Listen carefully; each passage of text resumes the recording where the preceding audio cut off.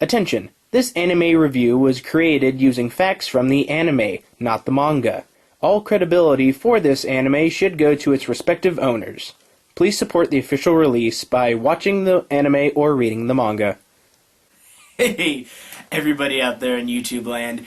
This is Jake of the OneManBand doing another anime review. Now, this isn't a new anime. I'm actually going back to one that I've previously done, Elfen, the very first anime review that I ever did, and currently my most favorite. After the second watch through of Elfen that I did, I actually wondered to myself if Dicloniuli, the Dicloniuses, whatever the plural is, they're supposed to be the sworn enemy of humanity. Wouldn't you think that humanity probably would have built up some sort of better defense against them? And I'm not talking about quarantining them off and doing experiments on them. I'm just talking about, like, in those zones, just the weaponry and everything that goes on there. So I started doing some research, and I'm gonna break down the Diclonius and how powerful they are, how I'm just fanboying right now because unfortunately this is how my mind works and I just like to know stuff. But anyway, let's get started! So if you've watched the series or watched my anime review, the Dicloniuos, Dicloniuli, the main character, Lucy/New, whatever we're going to use in this video, whichever term, they are a mutation of humanity. They are female, mostly female.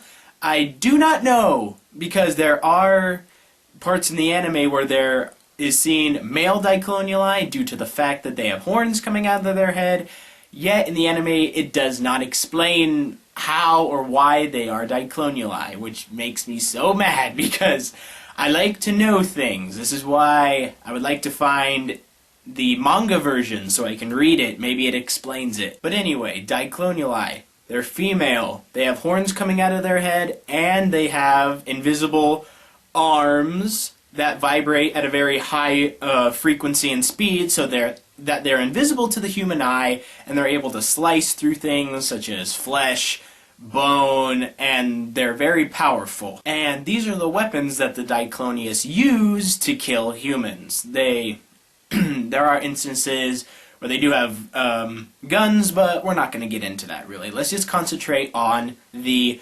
vectors. Now, Diclonius' vectors are obviously controlled by the brain. Everything in the human body is. Yet, it's never explained what part of the brain actually controls the vectors. There is a character, Dr.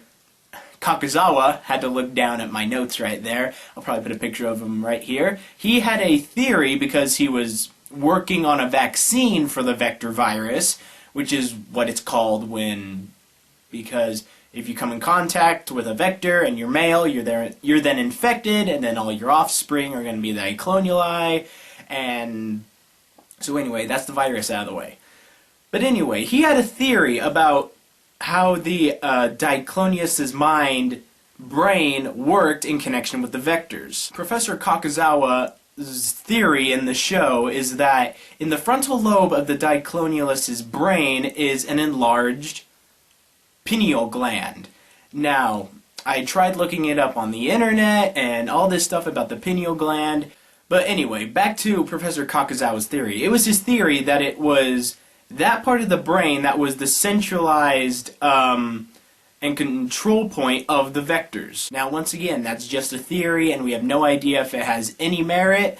No other research, theories, or proof comes into the anime. Yet, there has to be something going on in the brain for Diclonius to work, due to the fact that not just with Lucy and New, but there are other Dicloniuli, Nana being another example, where there is a instance of multiple personality disorder.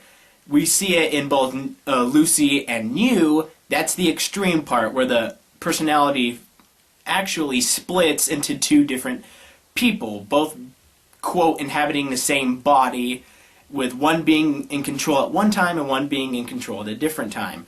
With Nana, it's a very subtle change. It only happens for a few minutes. And she then reverts back to normal after suffering a blow to the head. So obviously, each Dicloniuli has some potential to concoct multiple personality disorder. This may be due to the fact that in the anime it states that each Dicloniuli has a high level of intelligence for their age.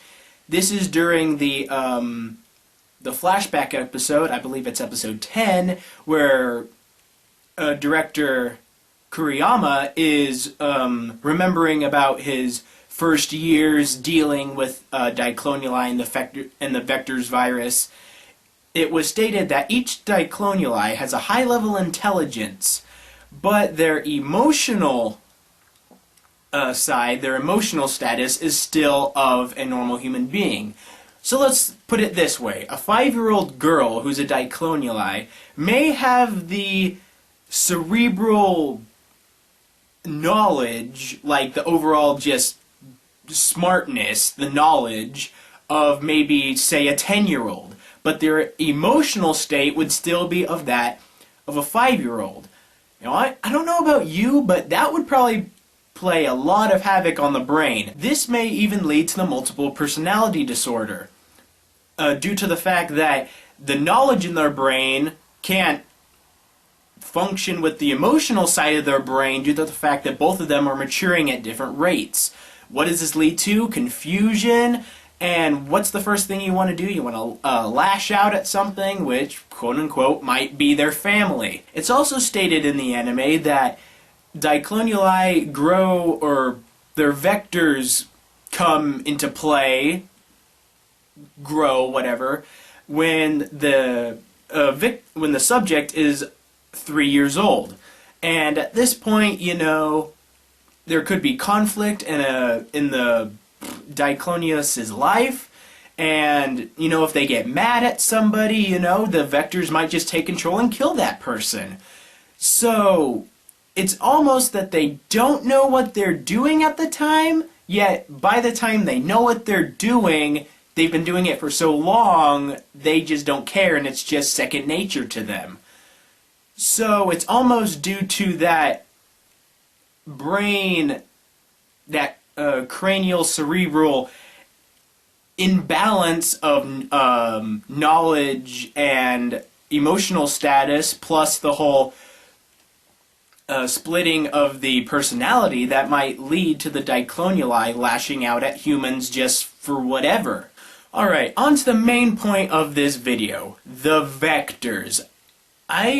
After watching the episodes multiple times, I wanted to know how powerful the vectors actually were, due to the fact that some of them were deflecting bullets, stopping bullets, propelling, you know, their host into the air, and so I started doing research. If you watch closely in the anime, you can see that a majority of the weapons used by the security staff at the facility and ground forces is a MP5, the small submachine gun that is in common use today and has been in use for, I believe, the past 20 years. Now, the MP5 fires the 9mm parabellum bullet. Now, although specifications on what kind of bullets are being fired out of those weapons is unknown, my research on the 9mm bullet has put it to a point where it can be fired at anywhere from 360 to 435 meters per second. And out of an MP5, the average is 400 meters per second. And with those bullets, the impact force is anywhere from 518 joule to 704 joule energy. And due to context clues that I've picked up once again in episode 10, the flashback episode, where they were conducting an experiment by firing weighted balls at a chained-up Dicloniuli who was able to deflect them, they said that they were firing at 270 and then 300. Whether this be meters per second or joule force, I'm not sure. Yet, if it was meters per second, that would complete my theory, because that Dicloniuli was then able to deflect pistol rounds, which are fired from anywhere to the low 300s to the high 400s meters per second. And in that episode, she was actually holding back all of her force during the weighted ball test to trick the scientists so that she can later get out. And since the main Diclonius in the series is Lucy, that's the template I'm going to use. Due to the fact that every Diclonius's vectors differ. They can be stronger, they can be longer, they can be faster. So, using Lucy as the template isn't probably the best scale, but it's the only scale we got due to this anime and the vagueness of it all. Alright, due to certain points in the anime, it is seen that Lucy's vectors can both deflect and stop 9mm parabellum bullets being fired from an MP5, which, as I already said before, have anywhere from 360 to 435 meters per second. That's how fast the bullets are being fired. And then they have an impact force of anywhere from 500 to 18 joule to 703 joule force. And even though a majority of my theory is based off the meters per second that the bullet is fired, the joule force, the impact force of that bullet also is very important. The only other weapon that's used on Lucy that we actually see is a, quote, a anti-tank rifle, which, upon further inspection, looks a lot like the Barrett 50 cal, the Barrett M82.